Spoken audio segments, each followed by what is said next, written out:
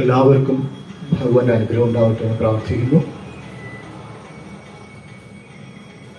ഭഗവാന്റെ സങ്കല്പമില്ലെങ്കിൽ, ഭഗവാന്റെ ഇച്ഛയില്ലെങ്കിൽ ഈ തിരുസന്നിധിയിൽ ഈ പവിത്രമായ ചടങ്ങിൽ പങ്കെടുക്കാൻ നമുക്ക് ആർക്കും ഇവിടെ എത്തിച്ചേരാൻ കഴിയില്ല.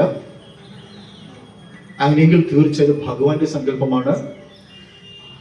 ആ ഈശ്വര സങ്കല്പത്താലാണ് നിങ്ങളും ഞാൻ ഇന്ന് ഈ തിരുസന്നിധിയിൽ നിൽക്കുന്നത്. ഈ ചടങ്ങ് ഏറ്റവും പവിത്രമായ രീതിയിൽ ഭഗവാന്റെ തൃപ്പാദങ്ങളിൽ സമർപ്പിക്കാൻ നമുക്ക് കഴിയട്ടെ.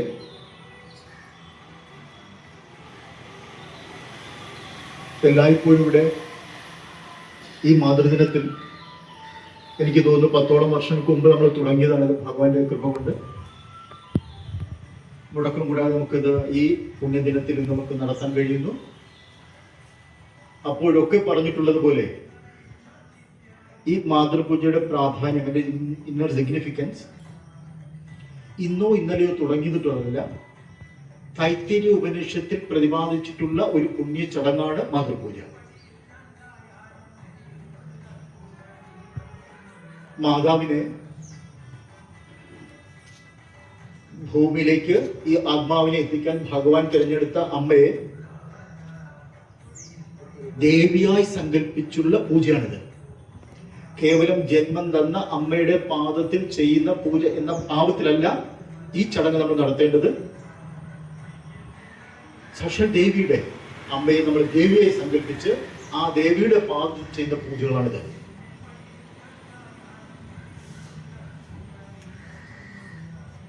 ആ പവിത്രതയോടുകൂടി ആ ഭാവത്തിൽ വേണം ഈ പൂജ ചെയ്യുന്ന മക്കൾ ഇത് കാണേണ്ടതും ചെയ്യേണ്ടതും.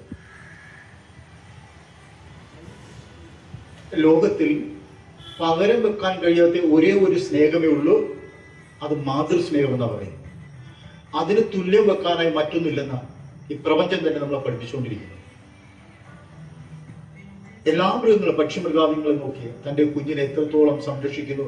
ആ ലവ് ആൻഡ് കെയർ അത് ഈ പ്രപഞ്ചത്തിന്റെ മാതാവിന് നൽകിയിട്ടുള്ള ഒരു പ്രത്യേകതയാണ്, ഈശ്വരൻ നൽകിയിട്ടുള്ള പ്രത്യേകതയാണ്. പക്ഷേ ഇന്ന് പാശ്ചാത്യ സംസ്കാരത്തിന്റെ അതിപ്രസന്നത്തിൽ പലപ്പോഴും നമ്മുടെ ഈ സംസ്കാരത്തെ നമ്മൾ മറന്നുകൊണ്ടിരിക്കുകയാണ്. അതുകൊണ്ടാണ് ഇന്ന് നമുക്ക് ഇങ്ങനെ ഒരു മാതൃദിനം എന്ന ഒരു സങ്കല്പം തന്നെ വേണ്ടി വരുന്നത്. ആ പ്രാധാന്യം ഓർമ്മിപ്പിക്കാൻ വേണ്ടിയിട്ടാണ്. ഈ മാതൃപൂജയിൽ പങ്കെടുക്കുമ്പോൾ ആധ്യാത്മികമായി ഇതിന്റെ വശം എന്ന് പറയുന്നത്, സ്പിരിച്വൽ സൈഡ് എന്ന് പറയുന്നത്, മാതൃപൂജയിൽ പങ്കെടുക്കുന്ന കുഞ്ഞുങ്ങൾ, മക്കൾ അറിഞ്ഞോ അറിയാതെയോ ചെയ്തു പോയ പാപകർമ്മങ്ങൾക്ക് ഒരു പശ്ചാത്താപമാണിതെന്നാണ്. ആ പാപകർമ്മങ്ങൾ ഇല്ലാതായി തീരുന്ന ഒരു പുണ്യ ചടങ്ങെന്ന് പറയുന്നത്. മാത്രമല്ല ഈ ചടങ്ങിന്റെ അവസാന ഭാഗത്ത് അമ്മമാര് പൂജ ചെയ്യുന്ന മക്കളെ നെറുകയിൽ കൈവച്ച് അനുഗ്രഹിക്കുന്നുണ്ട്. ഈ സമയത്ത് സാക്ഷാൽ ഭഗവാൻ അമ്മയിലൂടെ ആ മക്കളെ അനുഗ്രഹിക്കുന്ന പറയുന്നത്. ഇതാണ് എന്റെ സ്പിരിച്വൽ സൈഡ്. ഇതിന്റെ ഫിസിക്കൽ സൈഡ് എന്താണ്? ഭൗതികമായ വശം എന്താണ്? അമ്മയെ സ്നേഹിക്കാൻ കഴിയുന്ന, അമ്മയെ ബഹുമാനിക്കാൻ കഴിയുന്ന ഒരു കുട്ടിക്ക്, ഒരു മകന്, ഒരു മകൾക്ക് പുറത്തുള്ള സമൂഹത്തിൽ കാണുന്ന മറ്റൊരു അമ്മയെ സ്നേഹിക്കാനോ ബഹുമാനിക്കാനോ കഴിയും. ഇന്ന് പത്രവാർത്തകൾ നമ്മുടെ മനസ്സിനെ വല്ലാതെ വേദനിപ്പിക്കുന്ന, കുത്തിക്കീറുന്ന രീതിയിലുള്ള വാർത്ത നമ്മൾ കേൾക്കുന്നത് ഓരോ ദിവസവും. പണം ആവശ്യപ്പെട്ടു, അമ്മ നൽകിയില്ല. മറു ചോദ്യമില്ല, കസേരയെടുത്ത് അമ്മയുടെ തലക്കടിക്കുകയാണ്. ആരാ ചെയ്തത്? നൊന്ത് പ്രസവിച്ച മകൻ. ഈ രീതിയിൽ മാതൃത്വം, ആ മാതൃത്വത്തിന്റെ പ്രാധാന്യം നഷ്ടപ്പെട്ടുകൊണ്ടിരിക്കുന്ന ഈ കാലഘട്ടത്തിലാണ് അത് ഊട്ടി ഉറപ്പിക്കാൻ, അതിന്റെ പ്രാധാന്യം ശരിയായ രീതിയിൽ മനസ്സിലാക്കാൻ വേണ്ടി നമ്മൾ ഈ മാതൃപൂജ ചെയ്യുന്നത്. തീർച്ചയാണ് ഭഗവാന്റെ അനുഗ്രഹമില്ലെങ്കിൽ നമുക്ക് ഇന്നിവിടെ ചെയ്യാൻ കഴിയില്ല. തീർച്ചയായും സ്വാമിയുടെ അനുഗ്രഹമാണ്, ഭഗവാന്റെ കൃപ കൊണ്ട് നമുക്കത് ഏറ്റവും പുണ്യമായി, പവിത്രമായി നമുക്ക് ഈ ചടങ്ങ് ഭഗവാന്റെ തൃപ്പാദത്തിൽ സമർപ്പിക്കാം. ഇനി പറയുന്ന കാര്യങ്ങൾ